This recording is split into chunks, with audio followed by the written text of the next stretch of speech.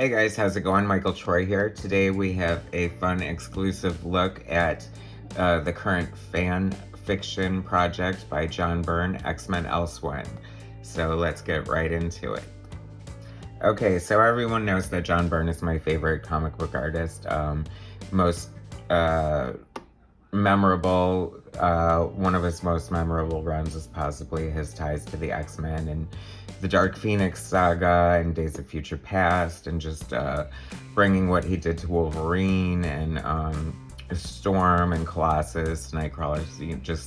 He really made the new X-Men his own as far as aesthetics goes, and I like a lot of other X-Men fans and most notably Byrne fans, hold that standard to the X-Men. So John's wasn't semi-retirement, not really, but had basically been just doing commissions for the past several years.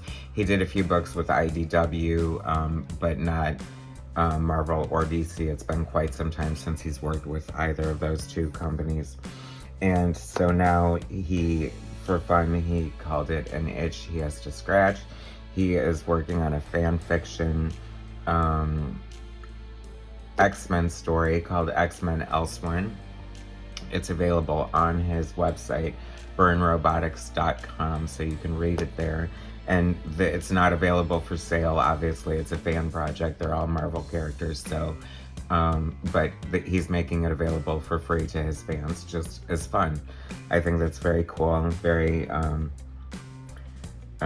kind of hip of him to be. I mean, he could get paid whatever he wants. Well, I mean, he just seems like he'd be such a sought after artist that either company would be glad to have him. He did have a meeting with CB Cebulski about possibly making this a series at Marvel. For whatever reason, it fell through. I have no idea, but John said, screw it, I'm just going to publish it myself on my website, byrnerobotics.com, and it's been killer. And today, this is part one. I'm going to bring you the first 6 issues, and it's like a dream come true. I never thought I'd see something like this. So basically, it takes place everyone knows that Dark Phoenix was killed at the end of the Dark Phoenix Saga, and this is, if they didn't want to kill her, and this is what Byrne would have done if she had lived. So here's the first page. In the jungle, the deadly jungle. This is a great way to start out Byrne's return to the X-Men. This is, we've got the ruins and the spaceship and just the great epic cinematic Byrne opening there. We got Lilandra, must be a Shire ship. I won't get into the story, no spoilers as far as that goes, I guess. Instantly recognizable Kitty, Professor X, and Cyclops. I mean, it gives me chills, or it did give me chills, to see the X-Men drawn exactly how they're supposed to look once again, which hasn't been done in so long. These are my X-Men. These are the X-Men I grew up with. These are the X-Men I fell in love with, like so many other people. The current ones are just sort of watered down versions of everything you see here. So it's so awesome to see this. I mean, Wolverine, it's like he never stopped drawing the X-Men. And I'd like to point out that the man is 70 years old, and he is drawing circles around 20-year-olds. I mean, I believe he didn't intend these to be inked for this fan fiction, so that's why the pencils look super tight, although his pencils are always tight.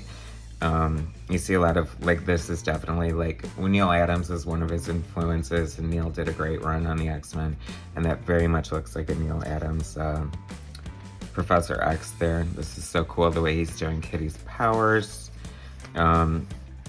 It's funny, especially if you read interviews and things like about new characters and new books and whatnot, and they go into like how their powers work and blah blah blah, and you sort of get how they work, but you never see like cool demonstrations of it. And I think that Byrne has been doing a lot of that with Kitty here, just making her power look really cool and showing us how it works. Colossus, I love Colossus, one of my favorite characters. And Byrne draws him very well. Here's Sauron. It feels like Byrne likes to go to the Savage Land a lot.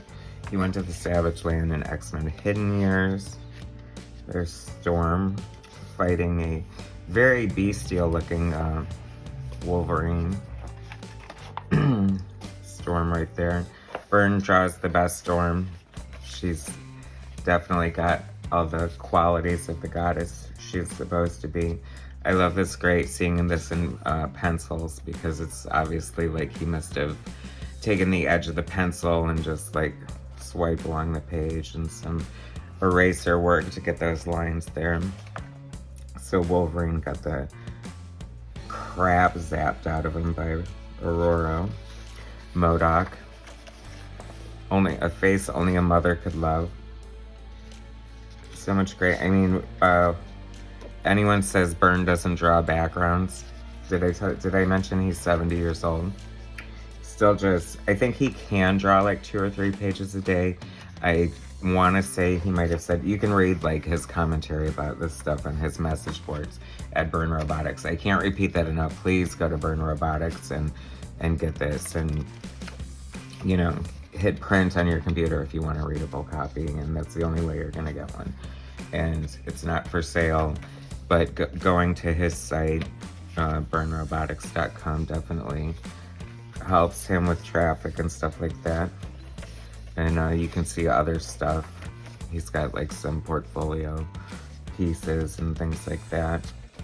Wolverine hairy and naked and standing in a bunch of shrubbery, just as he should be.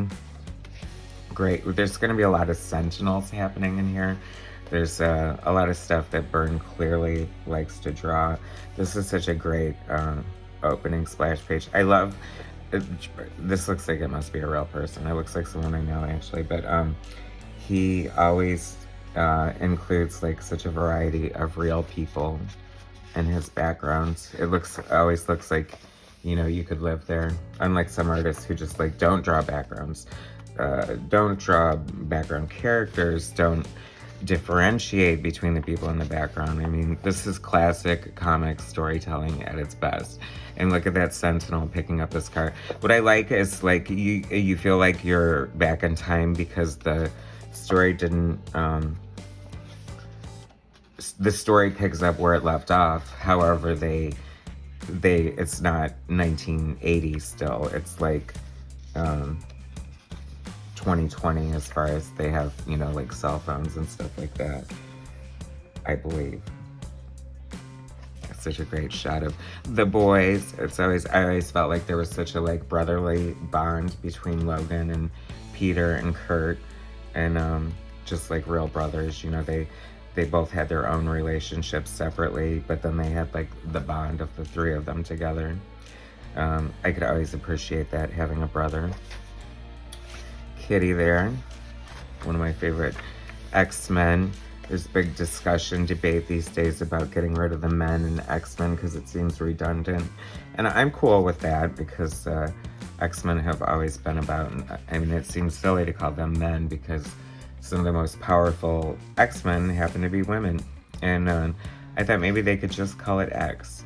Why not? That covers a lot of territory. The X Factor, the X marks the spot, the X gene. Speaking of gene, like I said, this is basically, I mean, we're looking at a Sentinel story here, but Jean, they stripped her of her powers, the Shire, and then released her back into the care of the X-Men, and she has the mentality of a 5-year-old, which is unfortunate to have to go through all she went through. Sad to think, like, I mean, like at the end of The Exorcist, did Reagan go to jail? I mean, she was frickin' possessed by the Pazuzu. And I feel not responsible for her actions. She did kill a couple people after all. Although they didn't show exactly how the first one died. I don't know if she pushed him or if it was a telekinesis thing. But I digress. I mean, just look at, isn't this fun to see all these, I don't know, maybe I don't know if this looks, how this looks to like new eyes. Like if you're watching this and you've never seen like John Byrne's art and you're like a hardcore comic book fan but of current modern comics, does this look like really antiquated to you? Because it looks kind of timeless and perfect to me. But like I said, I'm of a different generation. I'm of this generation. I was very, very young, but I was there. Madrox, the multiple man, more associated with X Factor these days, I guess. Although I can't even say these days because it seems like a big mess with X's and swords and souls and crap all over the place. I have no idea what's going on. I think maybe that's part of the problem. Like, who knows where you would be able to jump on as a current X-Men, or even a new X-Men fan. Such great work. I mean, just when you think it can't get any better, like you're like, oh my god, this is amazing, he's at the top of his game. And then, I mean, we're just getting started here, people. So this is coming to the end of the first volume.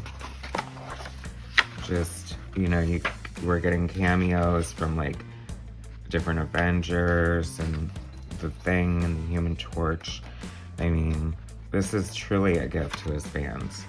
If you've been a Byrne fan like me forever, and so many people I know, this really is like a love letter to his fans.